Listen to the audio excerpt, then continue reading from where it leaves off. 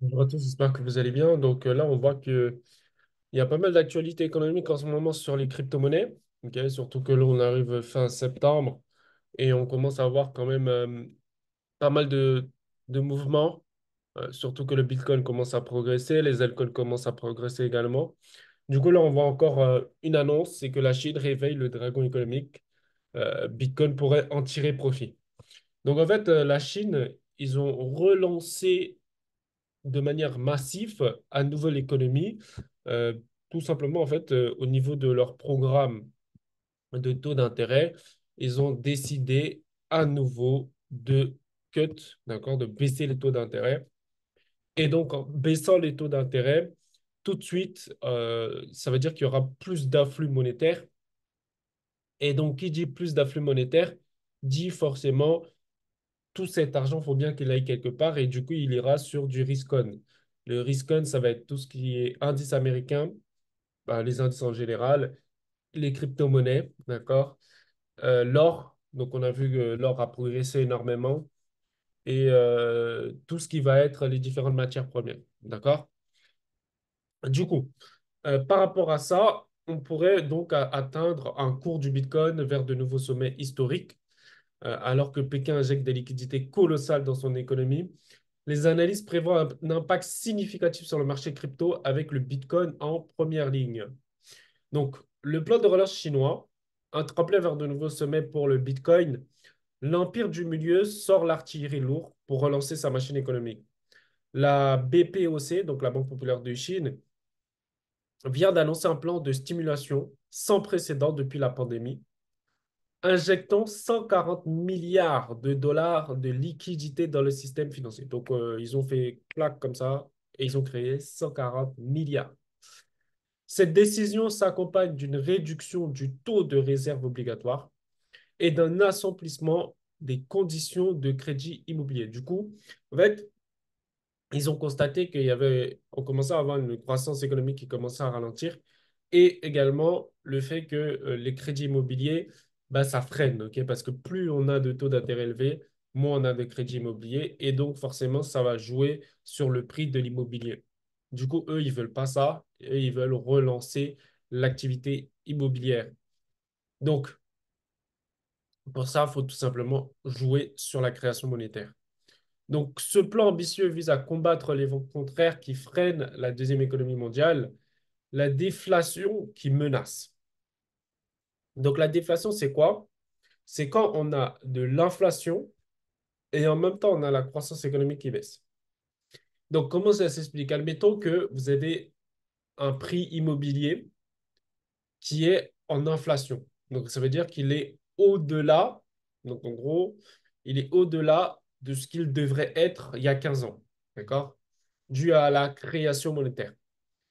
Sauf que le fait que les gens ne peuvent plus se payer ce bien immobilier, à ce moment-là, on a ce qu'on appelle la décroissance économique. Ça veut dire que ce bien immobilier, au lieu de rester, par exemple, 10 jours sur le marché, va rester 30 jours sur le marché.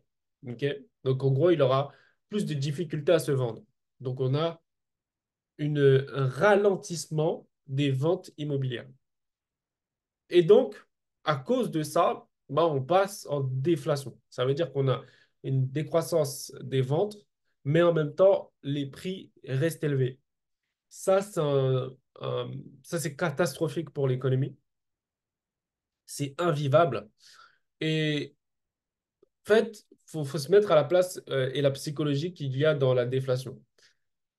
Quelqu'un qui a acheté son bien il y a quelques années voit qu'aujourd'hui, son bien vaut ce qu'il vaut.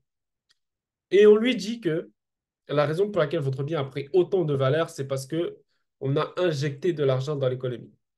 Du coup, lui, il accepte, il dit, moi, je suis pour rien, c'est les banques qui font ce qu'ils veulent. Sauf que la banque décide du jour au lendemain de retourner sa veste et de dire non, on va freiner la création monétaire. Et donc, supprimer de l'argent de l'économie. Et là, du coup, la personne qui acceptait en fait son prix psychologique de vente, qui s'est dit, bon, bah, ma maison, elle vaut 1 million, eh ben, on lui dit du jour au lendemain, bah non, finalement, votre maison, elle devrait être vendue moins cher. Ben, il n'accepte pas. D'accord? Il n'accepte pas. Parce que tout simplement, le prix psychologique auquel il est, c'est 1 million de dollars. Et là vient un problème. Parce que le marché n'a plus ses capacités de payer une maison à 1 million de dollars. Et en même temps, les vendeurs n'ont pas la psychologie d'admettre que le marché n'a plus cette psychologie. Et ils se disent, le marché n'aura pas d'autre choix de relancer la planche à billets. Et à ce moment-là, je pourrais cash out. Donc, c'est-à-dire vendre ma maison. Donc, voilà l'explication de ce que c'est la déflation. Euh, Ensuite, on aura donc le Bitcoin qui sera le grand gagnant inattendu. Bah, le Bitcoin, il est banni de Chine depuis 2021. Il pourrait tirer profit de cette relance massive. Donc, Jamie Kuhn, analyste en chef des crypto-monnaies, il affirme que cette injection de liquidité aura un effet haussier sur le cours du Bitcoin. Bah oui, parce que plus on a de création monétaire, plus on a ce qu'on appelle l'inflation. Et plus on a l'inflation, plus on a un facteur qui conduit le prix du Bitcoin à exploser à la hausse, puisque le Bitcoin est une couverture contre l'inflation. Donc, selon lui, l'assouplissement monétaire chinois pourrait déclencher une réaction en chaîne, incitant d'autres banques centrales à emboîter le pas. Bon, c'est déjà le cas, hein. On a la Fed qui a commencé, la BCE qui a commencé, on a la Banque d'Australie qui a commencé, la Banque de Chine qui a suivi, la Banque du Japon et on a la Banque d'Angleterre qui ont suivi. Donc, c'est bon, c'est déjà le cas, tout le monde a suivi. L'argument principal repose sur la corrélation historique entre la liquidité mondiale et la performance du Bitcoin. Bien que le lien direct avec la Chine soit moins évident depuis l'interdiction, l'impact sur l'appétit global pour le risque reste significatif. Les investisseurs à la recherche de valeurs refuge face à la dépréciation monétaire. Oui, c'est ce que je vous expliquais. En gros, plus il y a de création monétaire, plus il y a inflation, plus il y a inflation, plus les gens achètent du Bitcoin. Donc, si vous devez suivre des indicateurs, c'est vraiment suivre, tout à l'heure on va le voir dans la vidéo, c'est l'indice de masse monétaire au niveau mondial. Et donc, plus cet indice de masse monétaire est en tendance haussière, plus vous avez de chances que le Bitcoin soit en tendance haussière et donc que les altcoins puissent également être en tendance haussière. Du coup, voilà, je crois qu'on est bon. Euh, et en plus de ça, oui, au niveau de l'analyse technique, on a une belle tendance en ce moment sur les crypto-monnaies, et ça, on va le voir. Et donc, ça pourrait jouer sur le Bitcoin. Du coup, ce que je vais faire, c'est que je vais me mettre sur le graphique, histoire qu'on puisse voir bah, la progression. Et je vous indiquerai aussi également la masse monétaire. Donc, le Bitcoin sur une semaine. Donc là, effectivement, on voit que le prix sur une semaine, il stagne, d'accord? Parce que là, il est en dessous de ce niveau et en dessous de ce niveau. D'accord? Donc là, pour l'instant, le prix stagne. Et sur un mois, ouais, on a cette tendance haussière qui se maintient pour l'instant. OK, cette tendance haussière se maintient. Sur 6 mois, on a également cette tendance haussière qui se maintient, d'accord, même si on allait chercher les points hauts.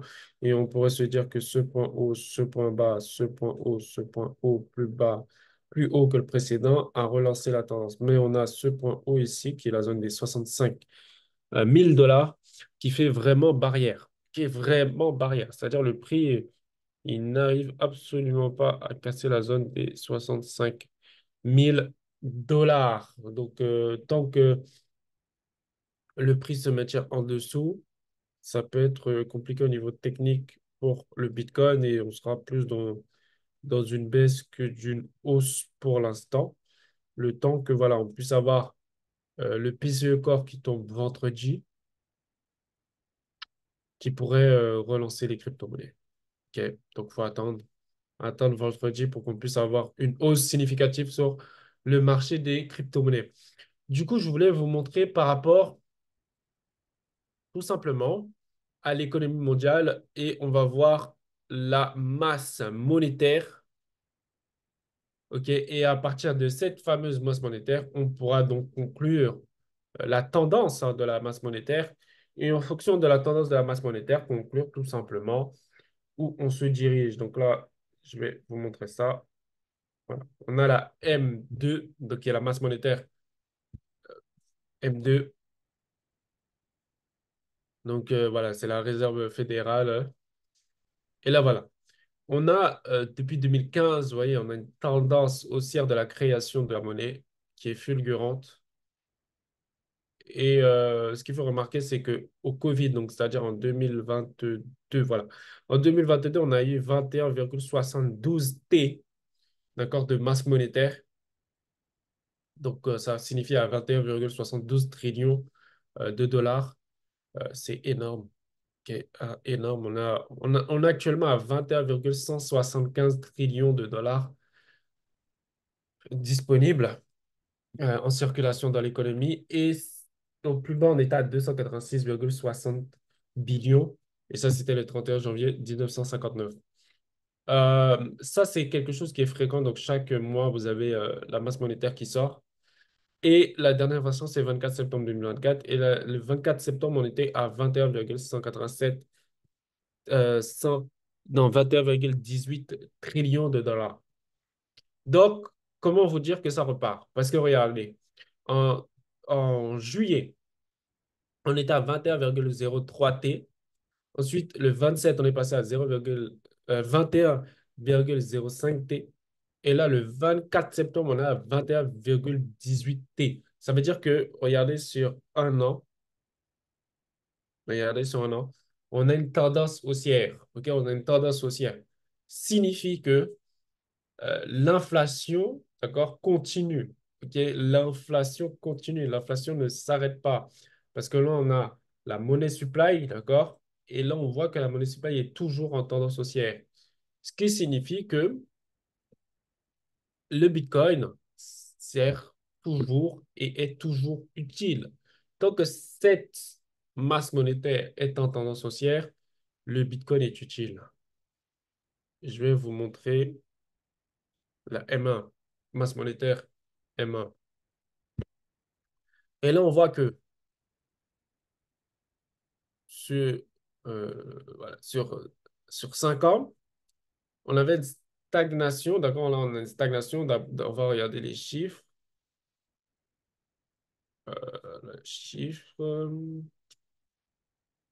Voilà. En 2021, on était à 21,71 T. Et là, maintenant, on est à 18,053 T. Donc, ça veut dire sur la supply M1, on a descendu par rapport au Covid.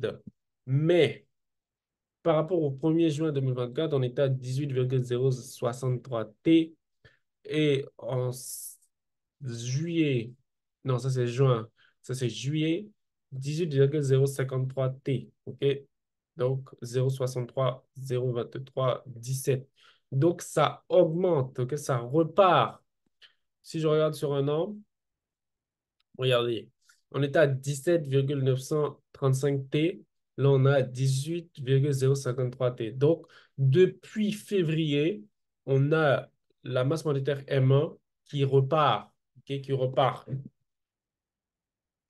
Donc, c'est un indicateur de plus pour les crypto-monnaies. OK, c'est un indicateur de plus. Là, on va terminer par les taux d'intérêt. OK, donc, les taux d'intérêt, c'est quoi? C'est tout simplement le fait que pour emprunter de l'argent, bah, il faut l'emprunter à un taux. OK. Donc, tous les 100 euros, tous les 100 euros d'emprunt, on demande 5 euros face à 100 euros d'emprunt. Et donc là, on constate quoi? On constate que on avait 5,5 de taux d'intérêt. Donc, c'est-à-dire on avait 5,50 € pour 100 euros. Et là, mois de septembre, on est descendu à 5 euros. Donc, on a perdu 50 centimes. Et on voit que la tendance commence à baisser. Donc, si la tendance continue à baisser, vous savez déjà, M2, ça va exploser. OK, M2, ça va exploser. Bon, J'espère que vous avez apprécié cette vidéo. N'hésitez pas à me dire en commentaire ce que vous pensez et puis on se retrouve bientôt pour la prochaine vidéo.